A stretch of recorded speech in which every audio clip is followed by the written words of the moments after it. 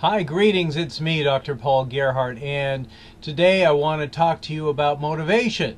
So, thanks so much. I hope you are motivated to watch this presentation. So, let's talk about motivation. Motivation comes from the same Greek word which means to move. It's the same as emotion. So, in order to motivate people, they really have to connect with their emotions. What is it about a particular goal that gets people to want to take action? And this is something that leaders have to contemplate quite a bit. And this is why there are so many theories on motivational theory out there. So hopefully by the time you're done watching this video, you'll have a good understanding of what motivation is and how to apply theory. So motivating essentially requires three things. 1, energizing, 2, directing, and then 3, sustaining. So in order for anything to move, you've got to energize it. You know, there's that theory of energy. You know, things that are in motion tend to stay in motion. Everybody's heard the theory. Anyway, same thing with us as people. We have to be energized, and then that energy needs to be directed, and then things need to be put in place to sustain that motivation, which is really interesting to take to the next level. If you are a manager and you're having an employee with performance problems, what do you got to do? Well, you've got to do one of 3 different things. If people are not performing, 1, it may be because they don't have the ability to do it. So what do? Well, you can train them. You know, take the time to bring them back instead of firing people for not performing. You got to help them meet the expectations. And so get in there and figure out why they're not doing it, and it's probably with ability. Or 2, they're not motivated. And if they're not motivated to do it, motivation is an intrinsic thing. So leaders need to add motivators. You know, what will motivate people to meet the objective? And then finally, it could be resources. If you don't have the right resources in place, people may not be excited about doing it because it's too much of a hardship. So if there's a performance problem, it's either because they don't have the ability to do it, they're not motivated to do it, or they don't have the right resources. So the performance formula is exactly that. Performance equals ability times motivation times resources. The whole goal of motivation is to increase productivity and performance. So one must really understand motivational theories in order to help people get motivated.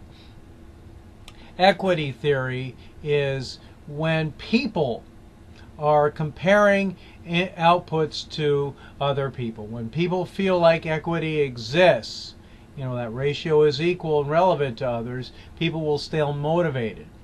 But when equity does not feel like there, either they will slow down and speed up, or they will give up. So if paid by time, over-rewarded employees will produce more or higher quality. Under-rewarded employees will produce lower quality or quantity.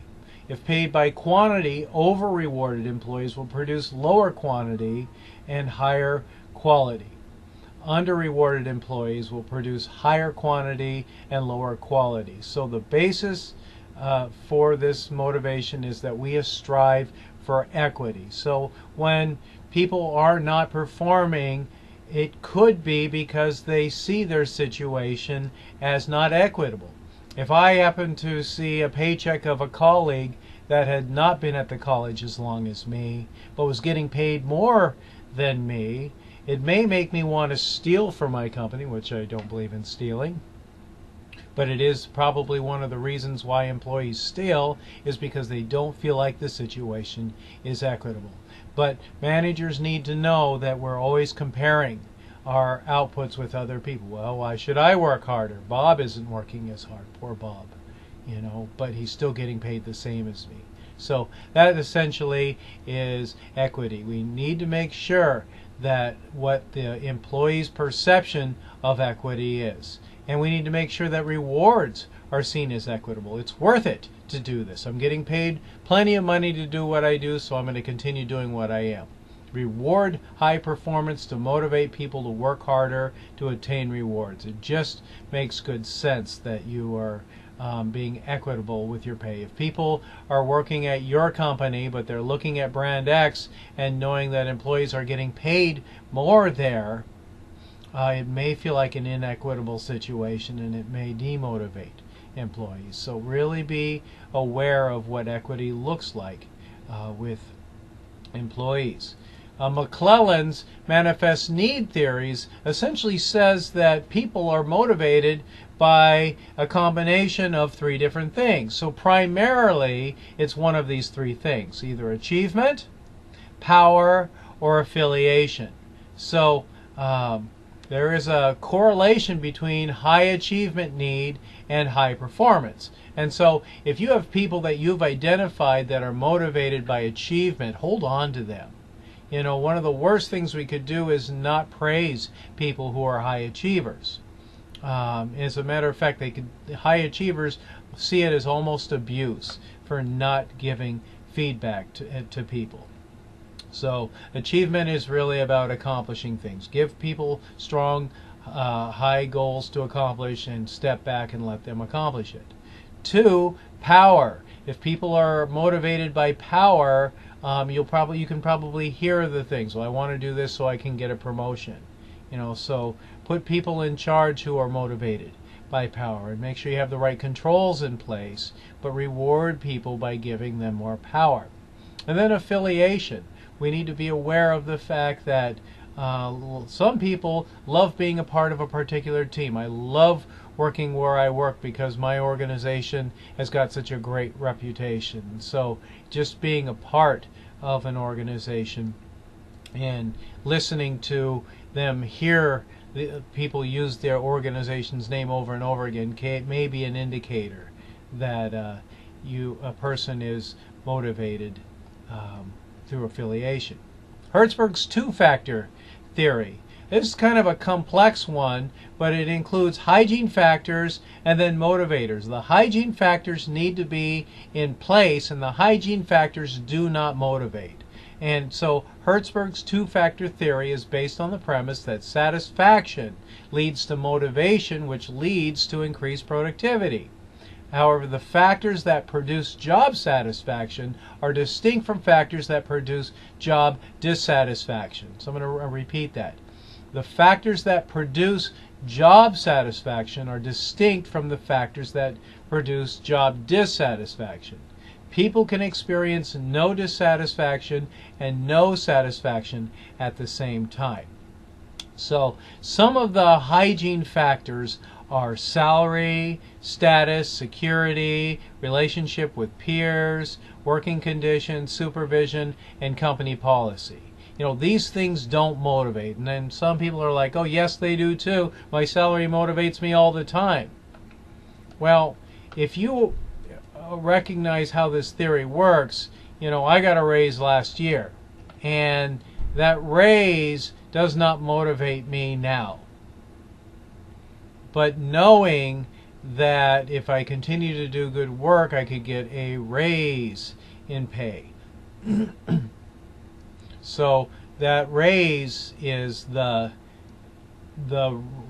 reward for me. So status, you know, I need to make sure that I know for my title and I know that I can grow with the organization.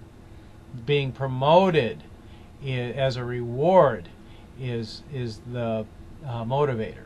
So company policy, I'm not motivated because we have a sexual harassment policy, but I feel safe knowing that there are policies to keep me safe in coming back to the organization. You know, so hygiene factors don't motivate.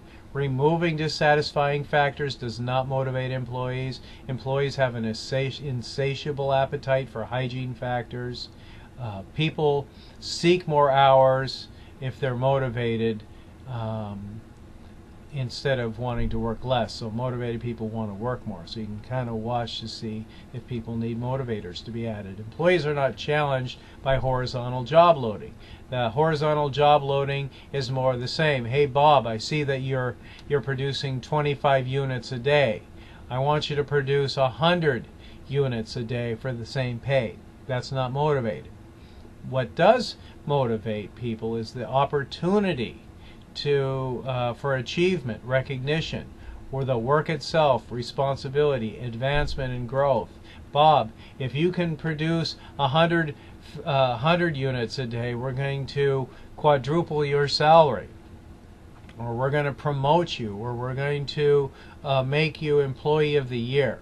And so achievement, recognition, the work itself, responsibility, advancement, and growth, those are all motivational factors. So again, hygiene factors need to be in place before motivational factors can be added. So intrinsic rewards enrich jobs of employees. They aid managers in rediscovering their real functions in developing staff, and they give projects that they can be proud of accomplishing, and employees must feel challenged all the time. So vertical job loading, that helps motivate people. Removing controls, offering people more responsibility, increasing accountability, making sure that people are able to complete the work itself. That's a motivator. Giving people challenging tasks is a motivator, and really allowing people to be the best they can be and become motivators is important.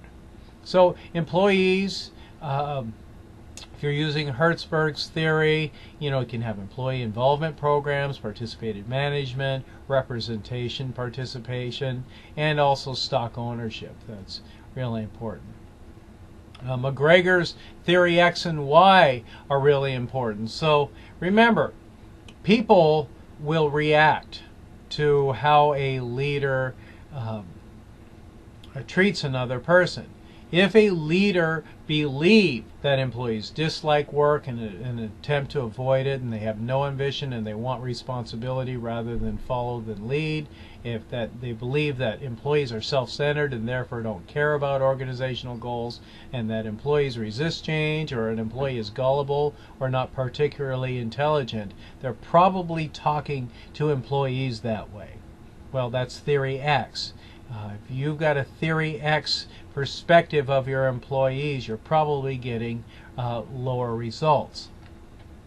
In contrast, if you really believe that you have a theory Y perspective, you believe that employees believe that work can be as natural as play and rest, and people will be self-directed to meet their work objectives if they're committed to them, and people will commit to their objectives if rewards are in place that address higher needs such as self-fulfillment. And under these conditions, people will seek responsibility, and people can handle responsibility because they're creative and they've got ingenuity. And so you really have to believe in your employees. So that's theory X. Theory X, or that's theory Y. Theory X, people are lazy. Managers treat people like they're lazy, and that's what they get. They get lower results. Theory Y, they believe just the opposite, that they got to hire the best people, and all I have to do is treat them like I've got the best people. Victor Verroom has a theory called expectancy theory, and essentially it's expectancy times valence equals motivation.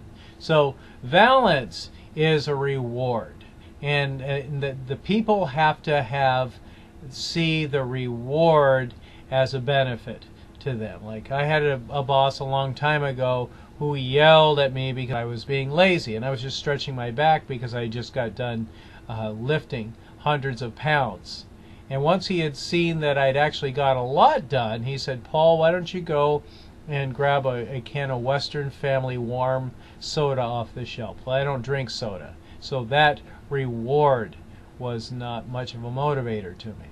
So the expectancy theory is people need to know that if they accomplish something, that they're going to be rewarded a reward that means something that they think is appropriate for accomplishment of that task. So expectancy times balance equals motivation is the expectancy theory.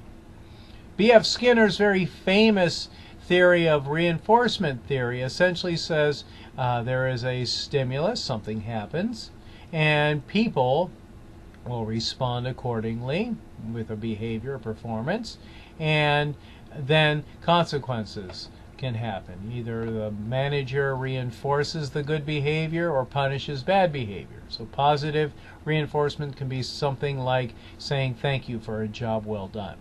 Avoidance reinforcement is also called negative reinforcement. When management establishes rules, employees do not break them because they want to avoid the negative consequences of doing so.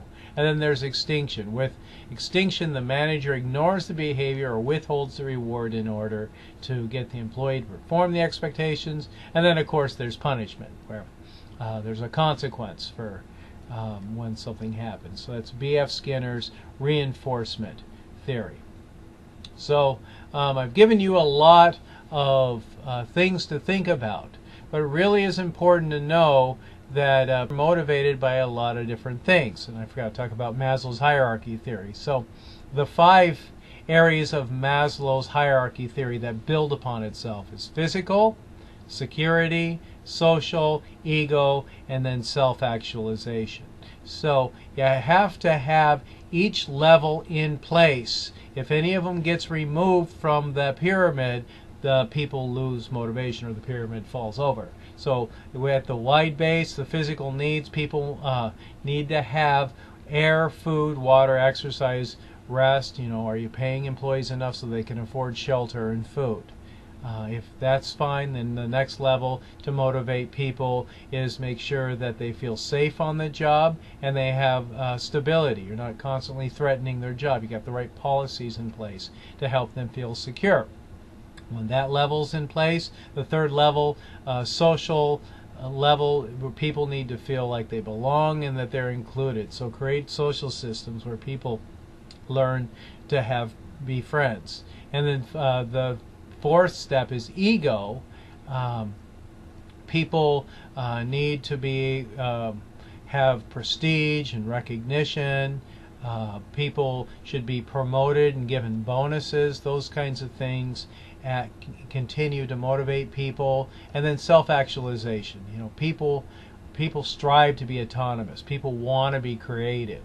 And so you can help people be the best that they can be by helping have the right training and development all along the way. So people are continually growing to be the best that they could be. So Maslow's hierarchy of needs, one of the most out of all of the motivational theory, states that a satisfied need is no longer satisfied. So you need to make sure that the physical needs are constantly in place and continually upgrade. Make sure people are constantly getting raises. The security needs to be in place. They need to feel safe in the workplace, and that their jobs are going to be stable. People need to be, the ego stage, people need to be recognized for excellent work, and promotions and bonuses are often a part of that, as well as prestige and recognition. And then the top of the pyramid is self-actualization. It's the need for development and creativity, and these are met through autonomy and achievement. So, giving you a lot on motivational theory. Review this video often to help you be more successful, and I appreciate your time today. Don't hesitate to contact me if you have any questions. I'm Dr. Paul Gerhardt. Have a great day, because only you get to choose how you feel about it.